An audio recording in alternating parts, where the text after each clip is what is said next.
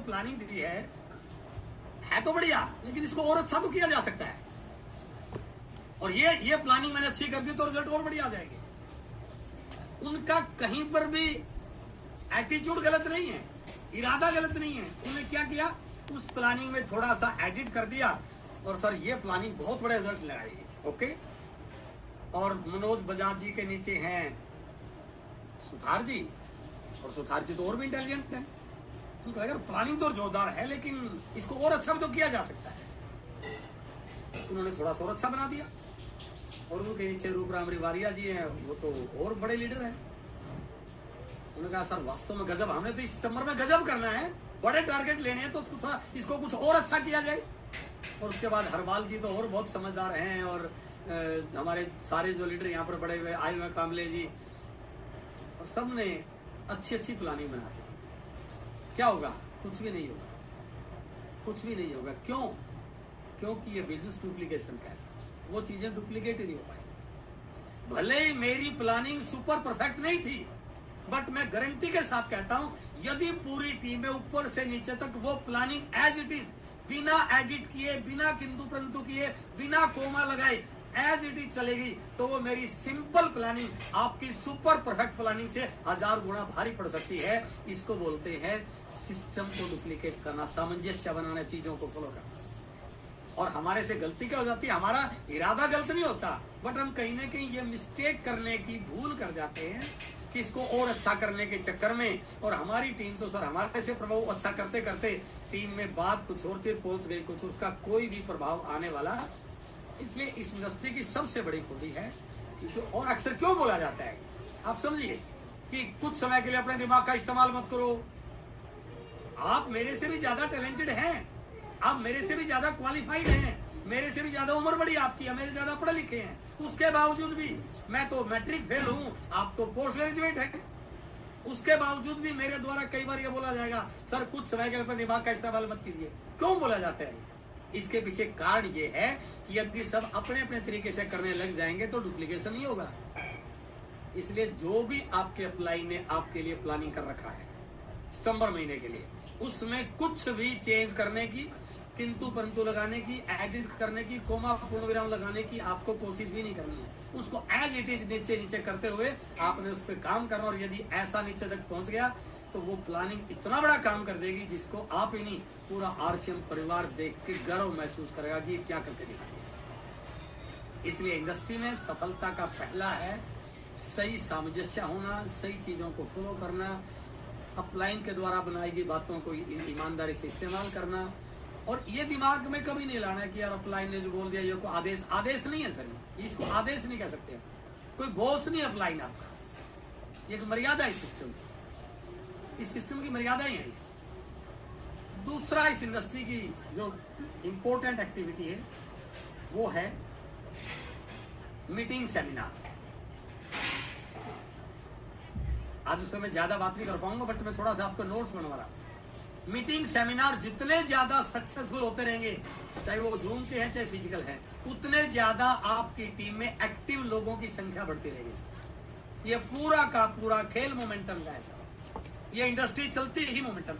जिस टीम के अंदर जिस स्टेशन पर मोमेंटम होगा वहां बिजनेस बड़ा मिलेगा आपको, वहीं पर ज्यादा जीओ मिलेंगे, वहीं पर बड़े बड़े लीडर मिलेंगे। बट जिस टीम में जिस स्टेशन पर मोमेंटम नहीं होगा, ठंडे लोग होंगे, ढीले ढाले लोग होंगे, वहां आपको कभी भी बड़ा बिजनेस नहीं मिलेगा। प्रोडक्ट तो सब जगह वही है सर, वॉल्यूम तो सबका वही है, सबके फायदे भी वही है, बट फर्क क्या पड़ा?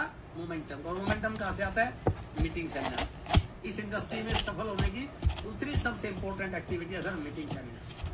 उस पर हमेशा फोकस करना चाहिए और आप लोग करते हैं, मैं इस पर ज्यादा डिटेल में जाऊंगा। अब आता है सर लास्ट के 3 पॉइंट जो आज के मेरे यहाँ पर आने के लिए शायद आपके लिए बहुत काम आने वाले हैं। तीसरा जो सबसे इंपॉर्टेंट पार्ट है, ये इंडस्ट्री टारगेट ओरिएंटेड लोगों की इंडस्ट्री है। इस इंडस्ट्री की नेचर है कि यहाँ वही लोग सफल होते हैं जो लक्ष्य लेकर काम करने की आदत है। बिना लक्ष्य लिए यहाँ कोई भी कितना तुरंत खान हो, वो कहीं बहुत बड़े आगे नहीं जा पाएगा। एक बच्चा यदि किसी को डॉक्टर बनना है तो पहली दिन डॉक्टर की क्लास में थोड़ी जाएगा, पहले नर्सरी में, फिर यूकेजी में, फिर फर्स्ट में, सीढ़ियां है ना वो। इस बिजनेस में भी सफलता की सीढ़ियां है, वो लेवल है, आपको लेवलों के थ्रू जाना है। ठीक है, कुछ लोग जो बहुत एक्साइटेड होते हैं, जिनकी टीम बहुत अच्छी होती है, वो एक एक महीने में 2-2, 3-3, 4 लेवल भी जंप कर जाते हैं, बट जाना तो नहीं के ऊपर है ना। तो लेवल पे टारगेट लेके काम करना इस इंडस्ट्री में सफलता का सबसे बड़ा पार्ट है। अब आता है टारगेट पे काम करने वाले लोगों की दो श्रेणी। एक तो वो है जो बिल्कुल इजी गोइंग मोड में जो हो रहा है उसी पे काम कर रहे हैं। मैंने कैलकुलेशन किया कि इधर मेरे हरपाल जी हैं, हरपाल जी का एक 15 हो जाएगा, और इधर मेरे रूपराम रिवारिया जी हैं, और रूपराम रिवारिया का 17 हो जाएगा, तो मेरा होगा सर एक 80 का बिजनेस। तो इसमें कौन सी काबिलियत होगी मेरी सर? ये कमजोर लीडरों की पहचान है। अपने 8 कोर स्टेप में सबसे पहला जो कोर स्टेप है वो है set your goal. Set your goal ये नहीं कि टीम को पूछ के गोल बनाना, नो। सेट योर गोल ये है पहले गोल सेट करके फिर टीम को उसके अकॉर्डिंग तैयार करना। तो उसमें क्या बोला गया है, हमेशा इस इंडस्ट्री में वही लीडर कामयाब हुए हैं जो बड़े टारगेट लेके काम करते हैं। अब मैं उस चीज को रिपीट कर रहा हूं। मैंने क्या बोला था, इस इंडस्ट्री में वो लोग कामयाब होते हैं जो टारगेट ओरिएंटेड होते हैं। अब इसको मैं सही ट्रैक पे लेके आ रहा हूं। इस इंडस्ट्री में वही लीडर कामयाब होते हैं जो बड़े टारगेट लेके काम करते हैं। कौन से वाले? जिसपे दिमाग सुनने के बाद विश्वास ना करे, जिसको सुनकर रोंगटे खड़े हो जाएं, जिसको करने के लिए अपने आप को झोंकना पड़े, उसको बोलते हैं सर टारगेट। जो अपने आप हो रहा वो टारगेट नहीं होता। अब आप कहोगे सर ये तो बहुत मुश्किल काम है। बिल्कुल है। अब मैं आपको इसकी एक दे रहा हूं। मेरा पिछले महीने का बिजनेस था 1.5 लाख रुपए का।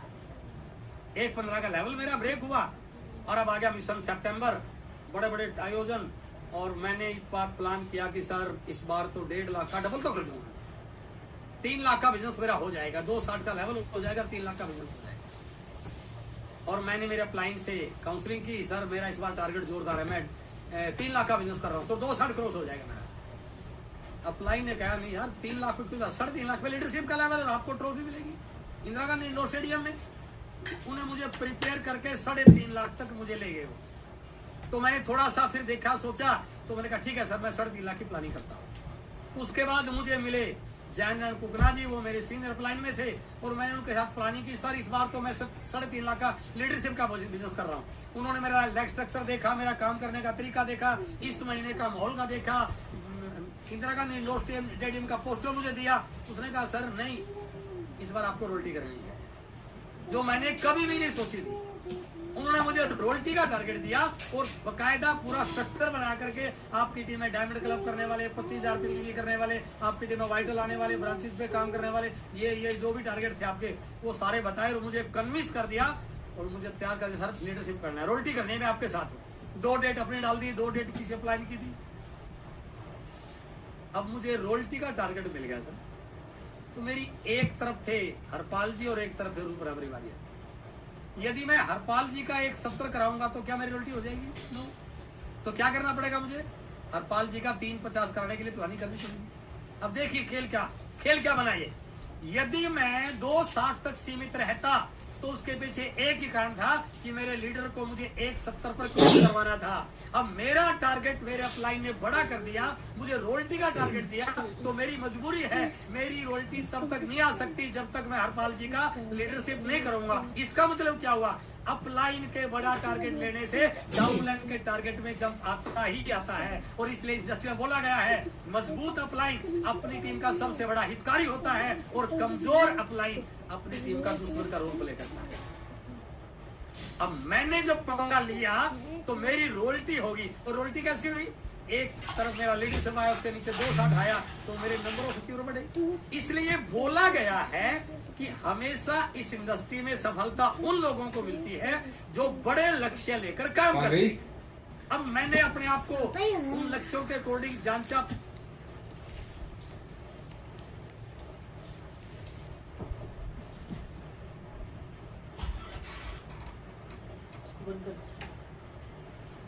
तुरंत बोल दिया भाई साहब तेरे अंदर इतनी ताकत नहीं है, और उसने मान लिया।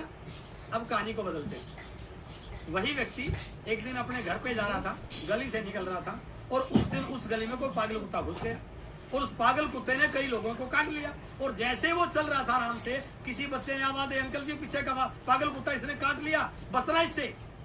अब वो रुक के पागल कुत्तों को क्या कहेगा, भैया मेरी 60 साल की उम्र, तू पागल है क्या?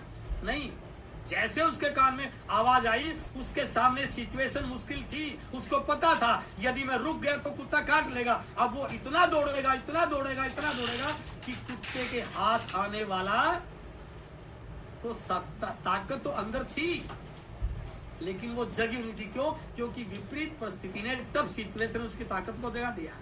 सेम, यदि लक्ष्य बड़ा हो तो भी व्यक्ति की अंदर की ताकत जाग जाती है। यदि आपको इस इंडस्ट्री में डायमंड जाना है तो भैया नॉर्मल ताकत से तो डायमंड नहीं जाओगे, अंदर की शक्ति जगानी पड़ेगी। और अंदर की शक्ति कब जागेगी? जब टारगेट बड़ा होगा, जब पंगा लेने का मूड बनेगा, तब अंदर की शक्ति जागेगी। यदि मैं 170 या 260 ही करता तो अंदर की शक्ति जागती नहीं। मुझे पता था हरपाल जी कर देंगे 170, और उधर से कर देंगे रूपराम रिवारिया जी 90 कर देंगे, तो मेरा तो हो गया 260 का।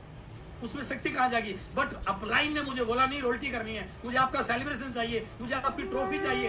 तो मैंने अपने आप को झोंक दिया और पूरा 30 के 30 दिन फील्ड में रहा, घर के दर्शन नहीं किए। आज सुबह किसी के पास, दोपहर को किसी के पास, शाम को किसी के पास, नाइट डे कहीं पर, किसी को जूम की मीटिंग देनी, किसी को फिजिकल मीटिंग देनी, किसी के डिस्प्ले वाल की तो ओपनिंग करनी, किसी का डायमंड क्लब कराना, किसी का 25,000 पीडी कराना, ऐसे कैसे करके और टारगेट कर दिया।